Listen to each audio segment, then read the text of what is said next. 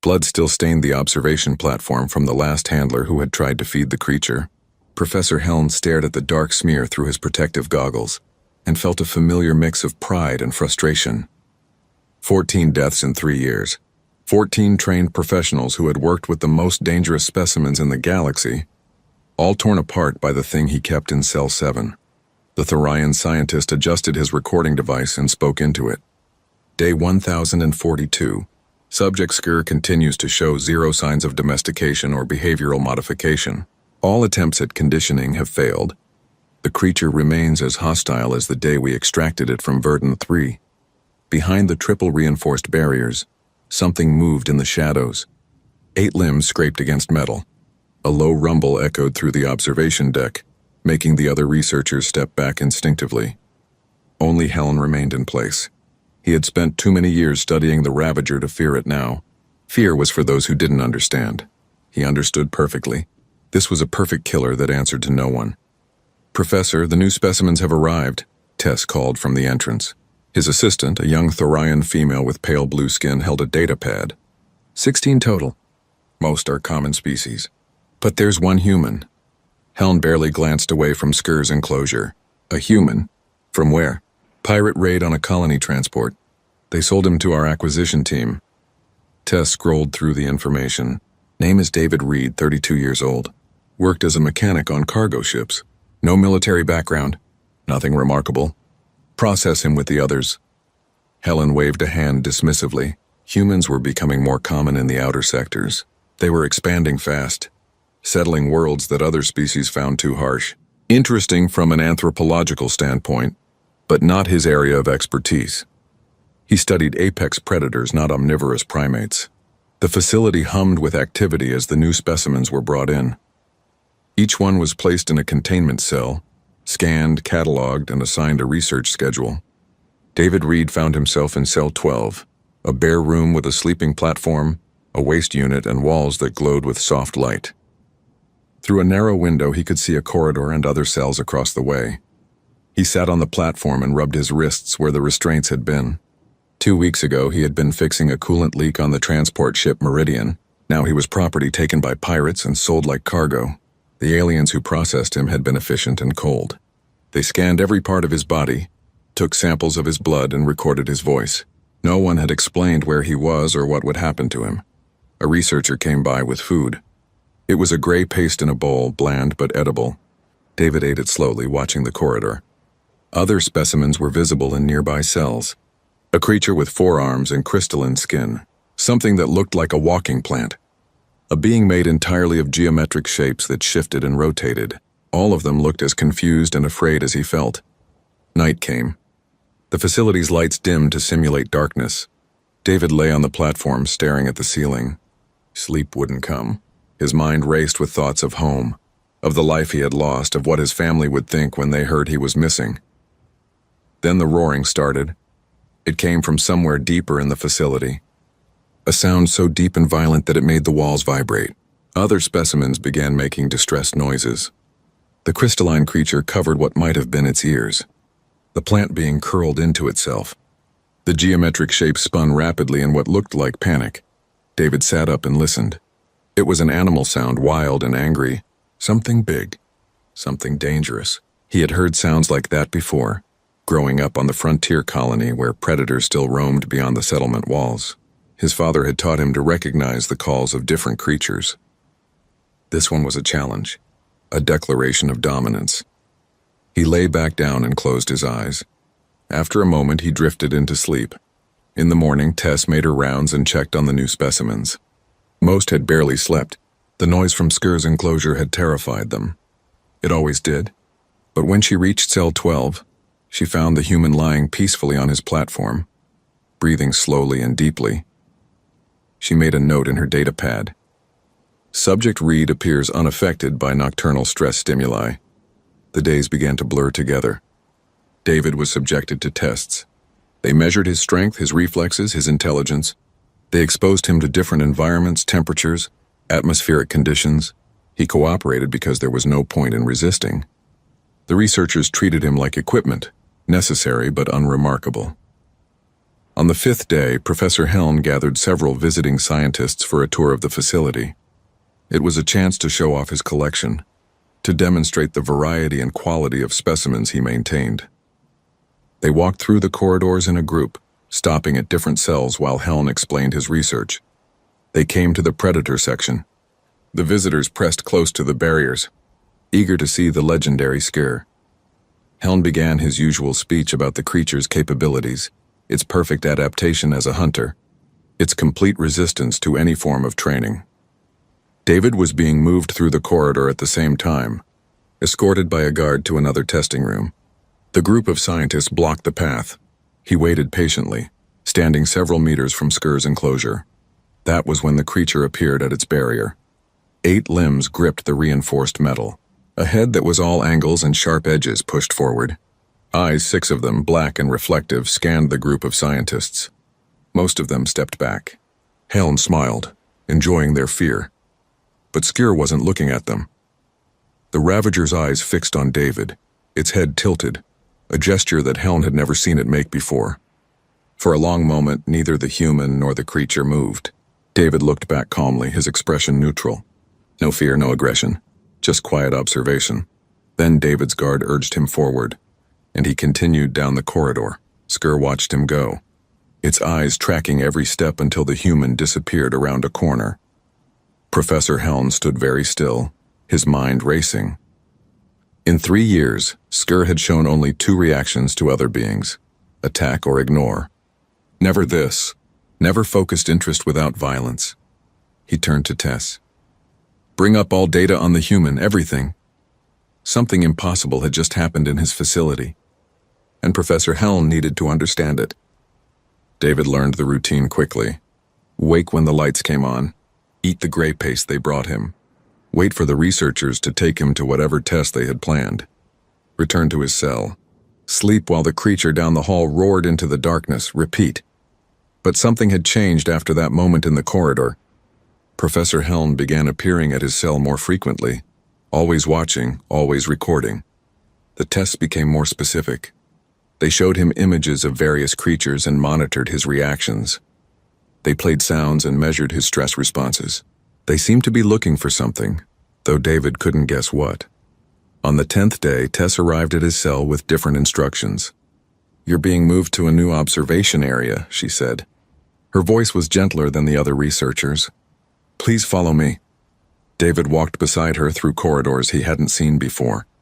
They went deeper into the facility, past sections marked with warning symbols. The air grew colder.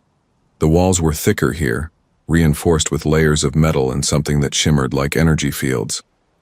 They reached a room that was split in 2 by a transparent barrier. One side was furnished like his cell. The other side was darker, larger, with higher ceilings and rough surfaces that looked like artificial rock formations. "You'll be staying here for a while," Tess explained. She wouldn't meet his eyes. "It's part of the research." David looked at the dark side of the room. "What's going over there?" Before Tess could answer, something moved in the shadows beyond the barrier. 8 limbs, sharp angles, 6 black eyes that caught the light like polished stones. "The professor wants to observe interactions," Tess said quietly. "You'll be safe. The barrier's unbreakable, but I wanted to say I'm sorry. This isn't right." She left quickly, the door sealing behind her. David stood in the center of his new space and looked at the creature on the other side of the transparent wall. Sker pressed close to the barrier, studying him with those unblinking eyes. Its body was massive, easily 3 times his size. The 8 limbs could be used for walking or grasping, and they ended in curved claws that looked sharp enough to cut through metal. Its head was protected by natural armor, ridged and layered like overlapping shields. He had seen creatures like this before, though not this exact species. Apex predators existed on every world that had complex life. They evolved to hunt, to kill, to dominate their environment. His home colony had been plagued by pack hunters called ridge runners. Fast, smart, and completely without mercy. David walked closer to the barrier. Sker's eyes tracked every movement. He stopped an arm's length from the transparent wall and sat down cross-legged on the floor. "So you're the one making all that noise at night," he said. Sker's head tilted again. The same gesture from the corridor. A low rumble came from deep in its chest, But it wasn't the same aggressive roar from before. This was different. Curious, maybe.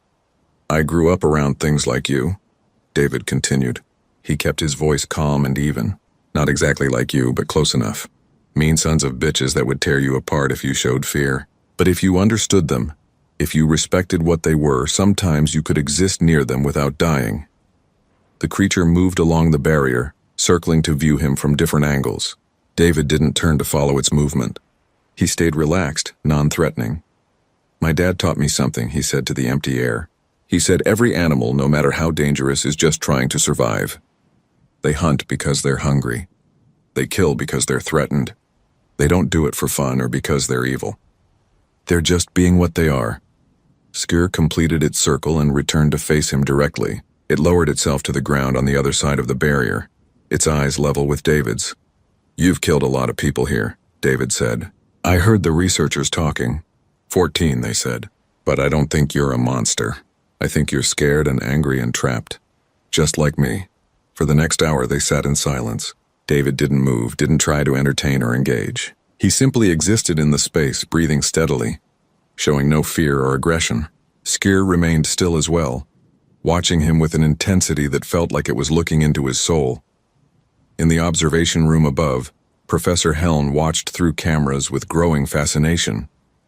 He had expected the human to show fear, to press against the far wall, to beg for removal. Instead, this David Reed sat calmly within striking distance of the most dangerous creature in the facility. Even more remarkable, Sker had stopped displaying any aggressive behavior. Run the stress analysis on both subjects, Helm ordered. Tess pulled up the data. The human's heart rate is normal. Breathing is relaxed. No signs of anxiety or fear response. He's completely calm.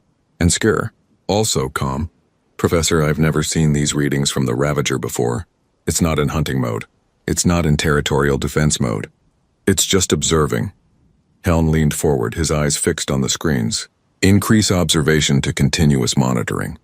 I want every interaction recorded and analyzed. This human is the key to something we've been missing. Days passed in the split chamber. David fell into a new routine. He would wake, eat his meals, and spend hours near the barrier with Sker. He talked sometimes, sharing stories from his life. Other times he simply sat in silence. The creature seemed content with both approaches. He told Sker about his childhood on the frontier, about learning to read animal tracks and understand predator behavior. He described the ridge runners and how his father had taught him to move through their territory without being attacked. He explained that respect was different from submission, that understanding was different from control. Sker began responding in small ways. When David approached the barrier, the creature would come to meet him. When David sat, Sker would lower itself to the same level. When David spoke, the creature's eyes would focus with clear attention. On the 15th day, David tried something new. He pressed his hand against the barrier. Sker stared at the hand for a long moment, then slowly raised one of its own limbs and placed it against the transparent wall, matching the position. They stayed like that, separated by an unbreakable barrier but connected by something neither the researchers nor their instruments could measure. Professor Helm watched from the observation room, his breathing quick with excitement. This was unprecedented. This was impossible. This was everything he had been searching for. Prepare for stage 2, he said to his team. Direct contact in a controlled environment. Tess turned to him sharply. Professor, that's insane. Direct contact with Sker has a 99% fatality rate. You'll kill him. We'll take every precaution, Helm said, his eyes still on the screens. But this human has demonstrated an ability that defies our understanding. I must know how far it extends. I must know if the impossible can become possible. David didn't know about the plans being made above. He sat with Sker through another night, speaking softly about stars and ships and the freedom he missed. I don't know what they want from us, he said, but I know we're not getting out of here unless something changes. So we might as well make the best of it, right? Sker rumbled in response, a sound that almost seemed like agreement. In the darkness of the facility, a human and a killer sat together, separated by walls but beginning to understand each other in ways that science had never predicted. 3 researchers stood in the control room, all of them arguing against the plan. Tess was the loudest, her pale blue skin flushed darker with anger and fear. This is murder, she said, pointing at the simulation on the main screen. Every model shows the same result. The human dies within the first 30 seconds. Professor Helm remained calm, reviewing the data on his personal tablet. The models are based on previous interactions with trained handlers. This human is different. You've seen the recordings. Skier responds to him in ways we've never documented. Responding through a barrier is very different from sharing the same space, another researcher added. Once the creature has access, instinct will take over. It's still a ravager, which is exactly why we must test this, Helm said firmly. If this human truly has an ability to connect with apex predators, it changes everything we understand about interspecies communication. The applications would be revolutionary. Tess shook her head. You're using him as a test subject for your career advancement. This isn't about science. It's about your reputation. Helm looked up at her, his expression cold. Your objection is noted, but I am the director of this facility and the decision is made. Prepare the neutral chamber. We proceed tomorrow. In his cell, David was unaware of the debate happening above. He was lying on his platform thinking about the past weeks with Sker. The creature had become something like a companion, though he knew that word didn't quite fit. It was more like mutual recognition. Two beings trapped in a system neither had chosen, finding something like understanding across the barriers that held them. The door to his cell opened.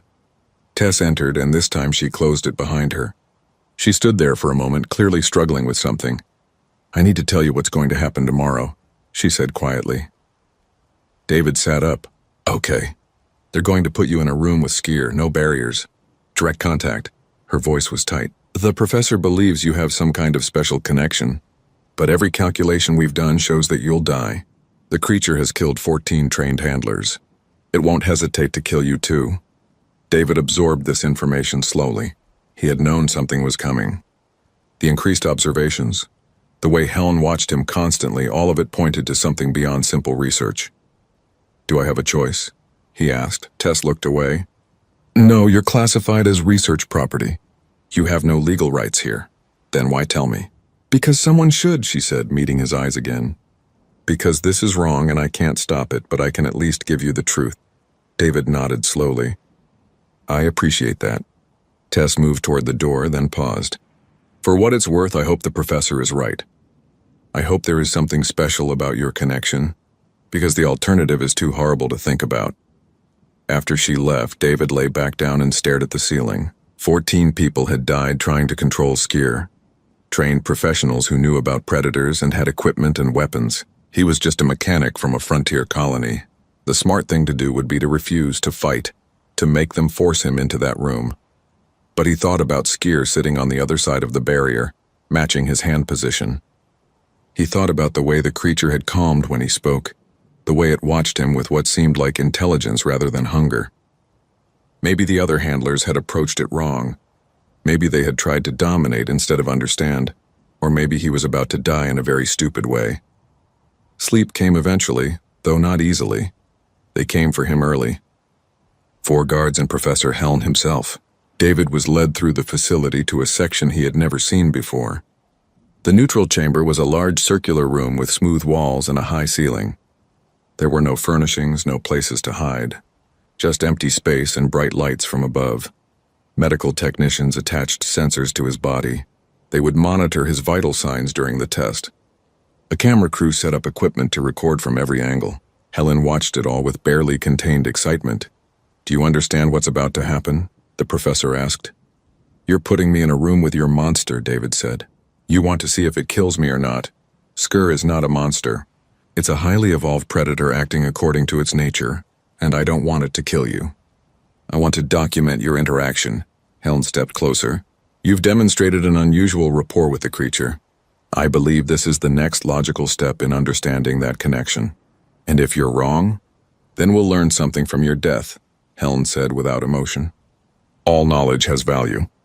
David looked at the professor for a long moment. You're not a very good person, are you?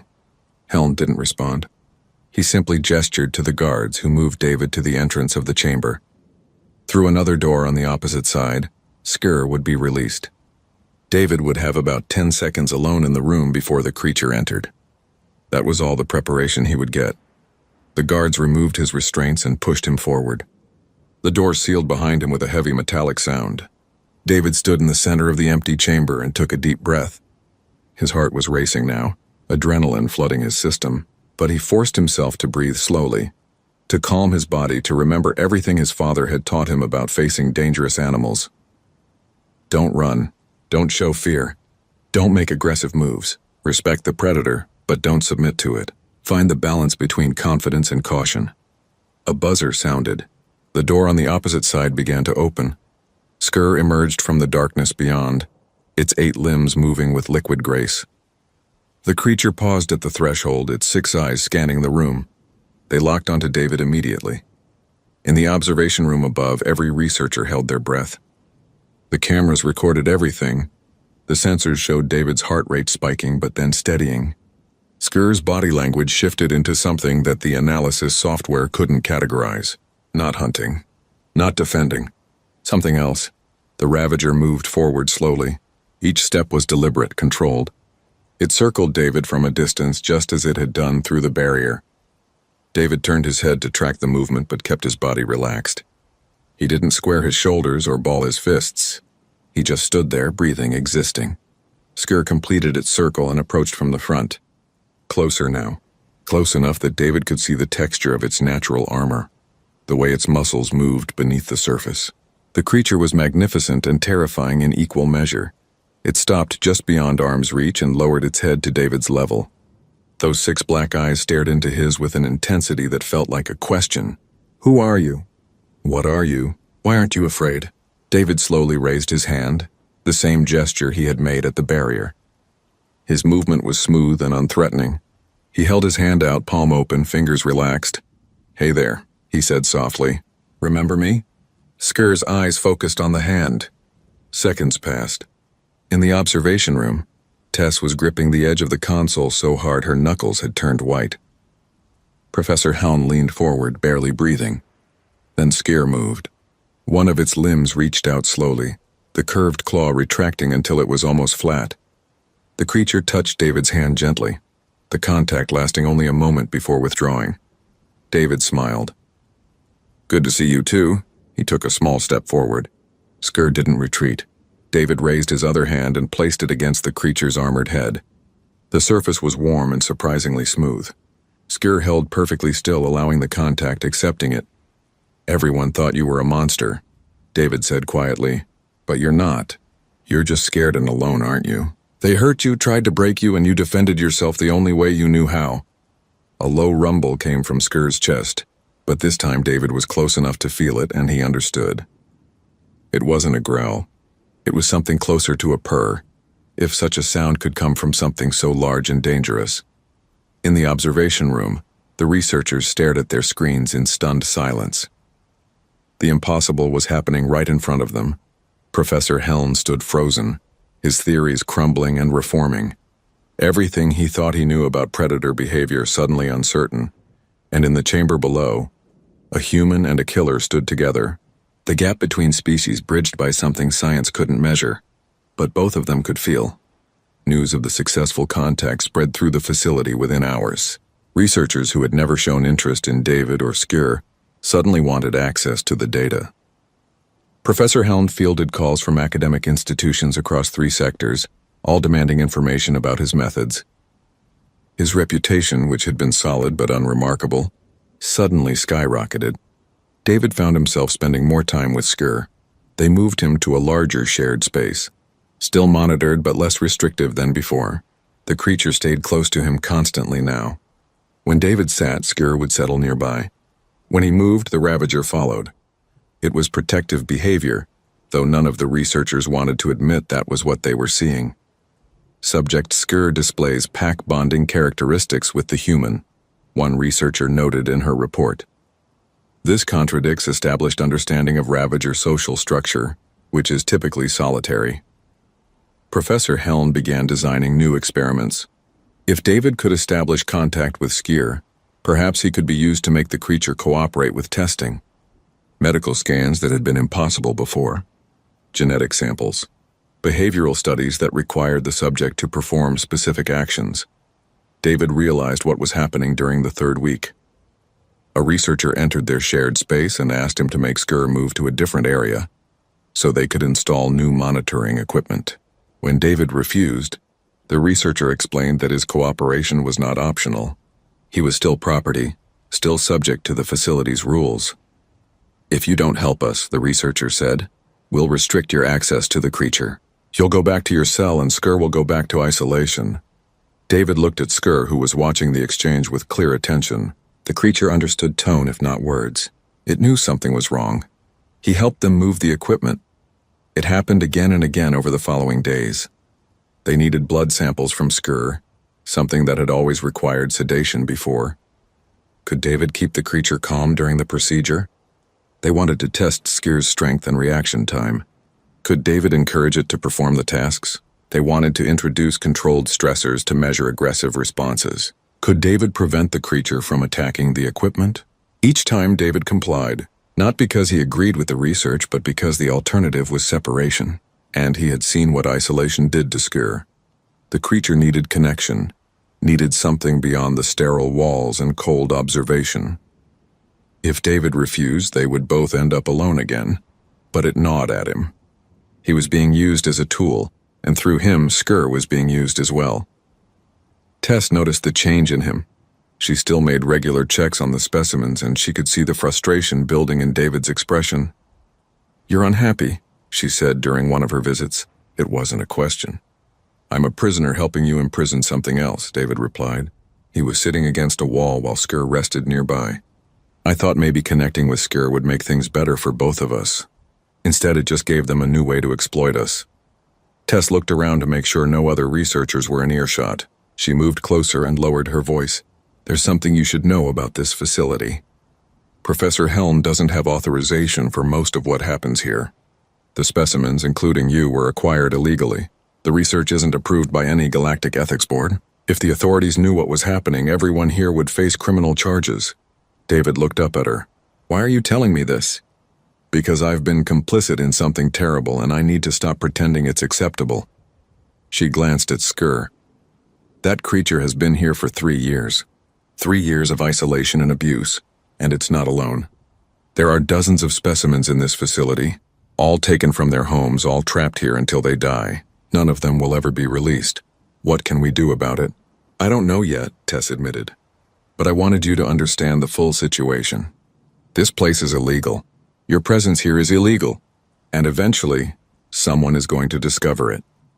She left before David could ask more questions. He sat in silence, processing the information. Skur shifted closer to him, sensing his troubled mood. David reached out and placed a hand on the creature's armored head, a gesture that had become comfortable for both of them. "We need to get out of here," he said quietly. "Both of us." The days continued. David went through the motions, helping with the research because he had no choice. But he started paying more attention to the facility's layout. He noticed where the security stations were located. He saw which doors required special clearance and which could be opened by any researcher. He memorized the schedules, understanding when shifts changed and when the facility was least staffed. Skur seemed to understand that something was different. The creature became more alert, more watchful. When researchers entered their space, Skur would position itself between them and David. When equipment was moved, the Ravager tracked every item with focused attention. The bond between human and predator had grown stronger, but it was no longer just about connection. It was becoming about protection. Professor Helm noticed the change as well. During one of his observation sessions, he noted that Skur was displaying territorial behavior around David. The creature saw the human as something to guard, something valuable. "Fascinating," Helm murmured. "The Ravager has adopted protective instincts. This suggests a depth of emotional capacity we never predicted." He ordered increased observation. More cameras were installed. More sensors were added. Every interaction between David and Skur was recorded and analyzed. The professor was preparing to publish his findings, to share his breakthrough with the academic community. This would be his legacy, the discovery that would define his career. But late one night, an alarm triggered in the facility's communication center. An automated message had been received from the Galactic Patrol. A routine inspection would be conducted within 3 days. All facilities in the sector were required to provide access to inspection teams. Professor Helm received the notification and felt ice form in his chest. A patrol inspection. They would see the specimens. They would review the acquisition records. They would discover everything. He called an emergency meeting with his senior staff. 6 researchers gathered in the conference room, all of them showing varying degrees of panic. "We have 3 days," Helen said, his voice tight with stress. 3 days to eliminate any evidence of illegal activity. What does that mean? One researcher asked. Helen looked at each of them in turn. It means the specimens must be destroyed. All of them. We'll claim they died of natural causes during research. We'll falsify the dates and records. When the patrol arrives, they'll find a clean facility conducting legitimate studies on common species. Tess, who had been standing at the back of the room, stepped forward. "You're talking about murder. Dozens of sentient beings." "I'm talking about survival," Helen snapped. "If they discover what we've been doing, we all face life imprisonment. Everything we've worked for will be destroyed. This is the only option." "There has to be another way," Tess insisted. "There isn't." Helen pulled up a display showing the facility's containment systems. "The elimination protocol is already prepared. It will be quick and painless. Sedative gas, then termination. They won't suffer." Tess looked at the other researchers, hoping one of them would object. But fear had silenced them all. They were going to kill the specimens to save themselves. She left the conference room as soon as the meeting ended. She had 3 days to figure out how to stop this. 3 days to save lives that the galaxy had already forgotten. She went directly to David's space. He was resting with Skier, both of them lying near each other in comfortable silence. When Tess entered, they both looked up at her. She saw intelligence in both sets of eyes, understanding that something was very wrong. "We need to talk," she said urgently. "Right now. About survival." David stood up and Skier rose with him. Whatever was coming, they would face it together. In the observation room above, cameras recorded everything. But for the first time since the facility opened, no one was watching the screens. They were all too busy preparing for an extinction. Tess spoke quickly, her words tumbling out in a rush. She explained the inspection, the elimination protocol, the 3-day countdown. David listened without interrupting, his expression growing darker with each detail. "They're going to pump sedative gas through the ventilation systems," Tess said. "Once the specimens are unconscious, they'll introduce a lethal agent. Everything dies within minutes. Then they dispose of the bodies and alter the records." "When?" David asked. "Tomorrow night. They want time to clean the facility before the patrol arrives." Skier moved closer to David, sensing the tension. The creature's 6 eyes were fixed on Tess, recognizing her as the source of distress. David placed a calming hand on the Ravager's armored head. "Why are you telling me this?" he asked. "Because I can't stop it alone," Tess said. "I don't have the authority or the access codes. But I can help you, if you're willing to try." "Try what?" "To break out. To free the specimens. To make sure someone knows what's happening here before Helm can cover it all up." David looked around the room, calculating. "The doors are sealed. The facility is in orbit. Even if we got out of this room, where would we go?" Tess pulled out her datapad, showing him a schematic of the facility. "There are escape pods in the emergency section. If we can reach them, we can get away before the patrol arrives. Once we're in the pods, we can send distress signals. The patrol will be obligated to investigate. And the other specimens? We open everything. Every cell, every containment unit. Let chaos do the work for us. In the confusion, we get to the pods." David studied the schematic, tracing possible routes with his eyes. It was a desperate plan, full of risks and uncertainties. But the alternative was death for everyone. "What about security?" he asked. "There are 4 guards on night shift. If we move quickly and create enough confusion, we might get past them." Tess looked at Skier. "And you have the facility's most dangerous weapon on your side." David followed her gaze to the Ravager. The creature was intelligent enough to understand that something important was happening. Its body language was alert, ready to act. "Skier isn't a weapon," David said quietly. "It's a person." "Then treat it like one," Tess replied. "Give it a choice. Freedom or death. See what it chooses."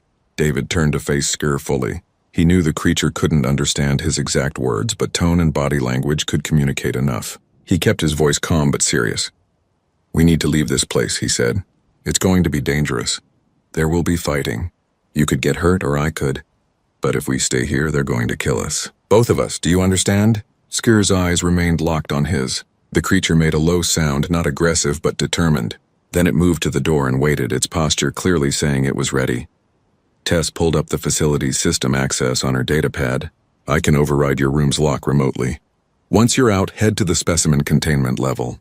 I'll open every cell from the control room. That should give us about 10 minutes before security realizes what's happening. What about you? David asked. I'll meet you at the emergency section. Pod Bay 3. She looked at him seriously. If I don't make it, go anyway. Get the story out. Make sure people know what Helen did here. David nodded. Thank you. For this. Don't thank me. I should have done something months ago. She pressed a button on her pad. You're unlocked. Move fast. The door to David's space slid open.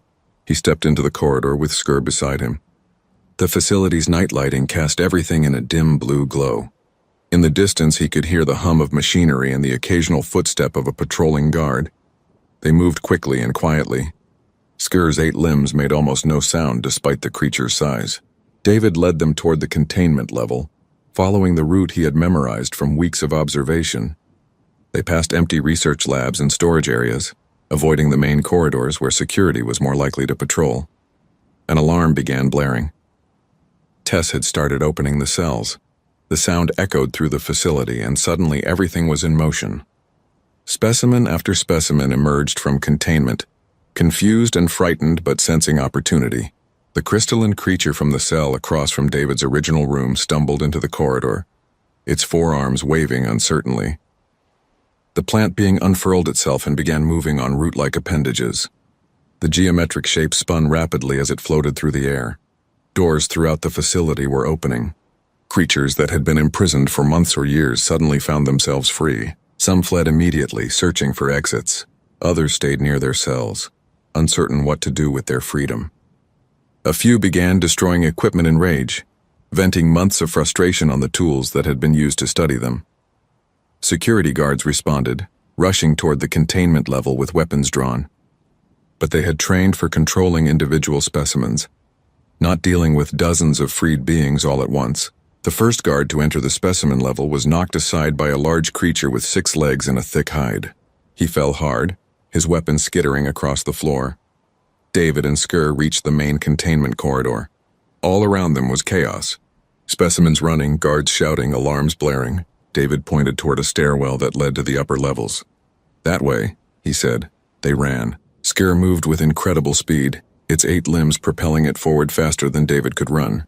The creature slowed to keep pace with him, staying close enough to protect but not so close that it would trip him. A guard appeared at the top of the stairwell, blocking their path. He raised a weapon, some kind of energy pistol. Stop or I'll fire! Skur surged forward before David could react. The Ravager covered the distance in 2 seconds, moving with the predatory efficiency it had been born with. One of its limbs struck the weapon from the guard's hand. Another swept his legs out from under him. The guard fell, and Skur pinned him to the ground without seriously injuring him. David hurried past, calling for Skur to follow. The creature released the guard and bounded after him. They reached the upper level where the research labs and administrative offices were located. This area was less chaotic with fewer specimens and more staff. Scientists and technicians were scrambling to understand what was happening, some fleeing toward escape routes while others tried to secure valuable data. Professor Helm was in his office, frantically trying to activate the elimination protocol manually. If he could start the process now before everything fell apart completely, he might still save his research. He might still preserve his reputation. His door burst open. Skur entered first, moving with terrifying speed. Helm stumbled backward, pressing against the wall. The Ravager he had kept imprisoned for 3 years was free and in his office. David entered behind Skur, breathing hard from the run. He looked at Professor Helm with something between anger and pity. Your facility is coming apart, David said. Your specimens are free. In about an hour, the patrol is going to find out exactly what you've been doing here. Helm stared at him. You've destroyed everything. Years of research and valuable data. You were going to kill us all to hide your crimes, David replied.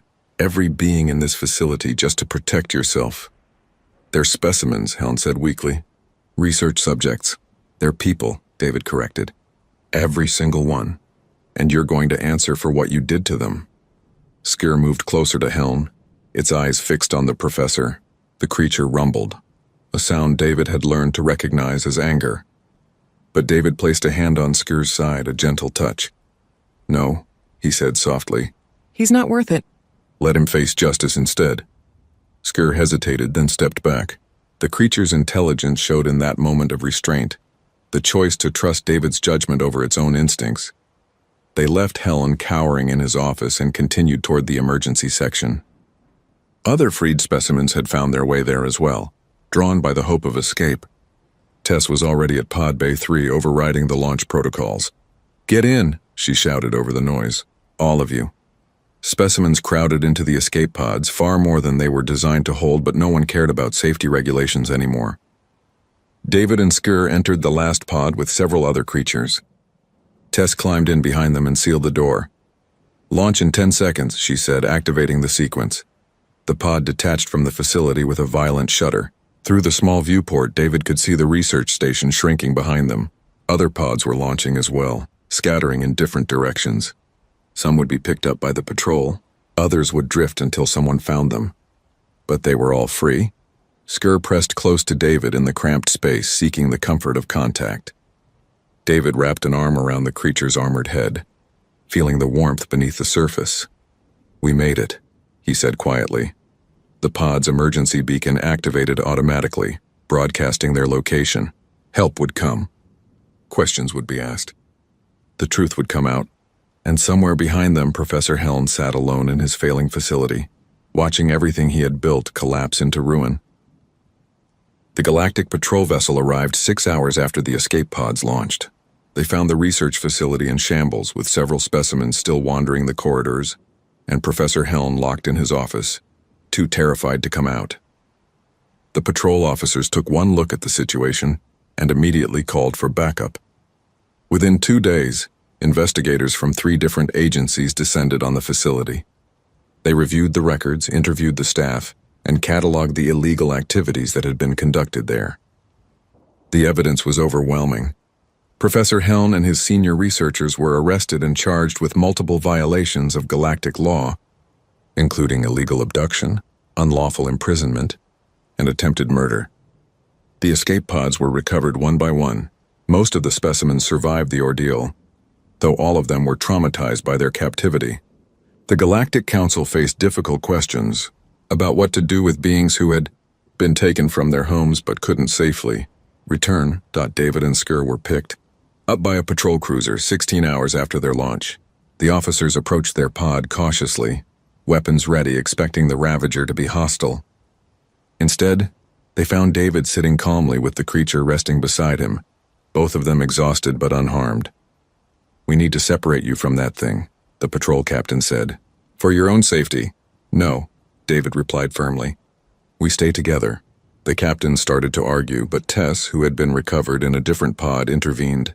She explained the situation, describing the bond between human and Ravager and warning that forcing separation would likely result in violence. "The creature sees him as pack," she said. "If you try to take them apart, Skir will defend David, and trust me, you don't want that fight."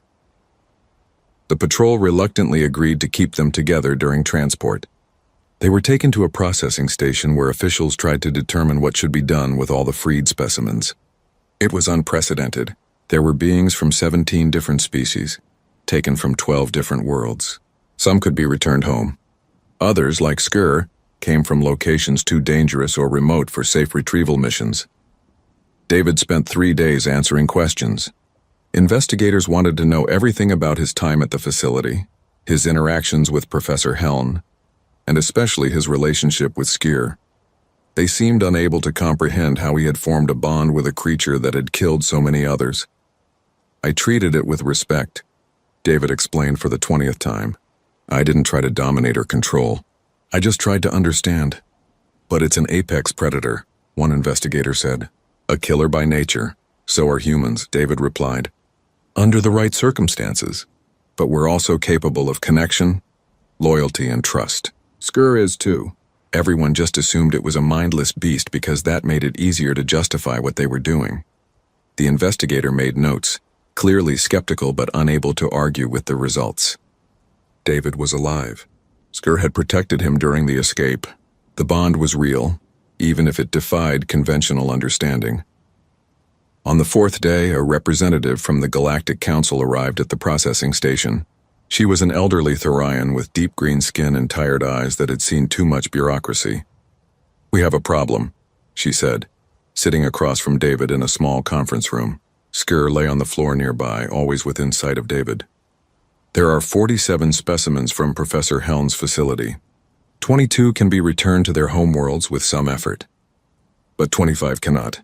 Their worlds are too dangerous, too remote, or they were taken as juveniles and wouldn't survive being released into the wild." "So what happens to them?" David asked. "That's the problem. We don't have facilities equipped to house them long term, and after the scandal of illegal research stations, no legitimate institution wants to take them." She looked at Sker. "Especially not apex predators that require specialized care." "You want to put them down," David said flatly. "Not want," the representative corrected, "but it may be the only humane option. Keeping them in containment indefinitely is just another form of prison. We can't release them where they'll die. Euthanasia done properly might be the kindest choice." David felt anger rising in his chest. They survived captivity, torture, and almost being murdered to cover up crimes. "And your solution is to kill them anyway?" "I'm open to alternatives," the representative said, "but I haven't heard any viable options." David sat in silence for a moment, thinking. Then an idea formed. Crazy and impractical, but perhaps the only answer that made sense. "Give them a world," he said. The representative blinked. "Excuse me?" "Find a world that's suitable for habitation but not claimed by any species. Put the specimens there. Let them live free. That's not practical. These are beings from different worlds with different environmental needs. They can't all survive on one planet." "Then find one that's close enough," David pressed. "Somewhere with varied environments. Mountains and forests and plains. Make it work." "And who would oversee this? Who would ensure the specimens adapt? Who would prevent them from harming each other?" David met her eyes. "I would." The representative stared at him. "You want to live on an unsettled world with 24 potentially dangerous specimens, most of which you can't even communicate with?" "I can try," David said. "And I won't be alone." Tess said she wanted to help. I'm sure others would volunteer too. People who actually care about these beings instead of seeing them as problems to solve. This is absurd. More absurd than killing them after everything they've been through. David leaned forward. "Look, I know I'm just a mechanic from a frontier colony. I'm nobody important, but I'm the one who proved that Sker wasn't a mindless killer. I'm the one who showed that understanding works better than control. Give me a chance to prove it works with others too." The representative was quiet for a long time, considering. Finally, she sighed. "I'll present your proposal to the council, but I make no promises. This would be expensive, complicated, and potentially dangerous." "Everything worthwhile is," David replied. It took 6 weeks of negotiations, debates, and bureaucratic wrangling. But eventually, the Galactic Council approved the plan. They identified a world in an unclaimed sector, a planet with diverse environments and no sentient native species. They agreed to fund the initial setup and provide periodic supply deliveries, and they granted David legal guardianship over the specimens who couldn't return home. Tess volunteered immediately. 2 other researchers from the facility, ones who had secretly opposed Professor Helm's methods, also joined. A cargo ship was chartered to transport everyone to the new world. Professor Helm heard about the plan from his prison cell. He watched news reports about the sanctuary world and saw David being interviewed about his goals. The human who had been nothing but a research subject was now being called a hero, a pioneer in interspecies relations. Everything Helen had tried to achieve through cold science and ruthless methodology, David had accomplished through simple compassion. The irony was not lost on him. The journey to the sanctuary world took 3 weeks. David spent most of that time with Sker and the other specimens, learning what he could about each one's needs and behaviors. Some were more receptive than others. The crystalline creature seemed friendly and curious. The plant being was peaceful and content. A few of the more aggressive specimens remained wary, but they didn't attack.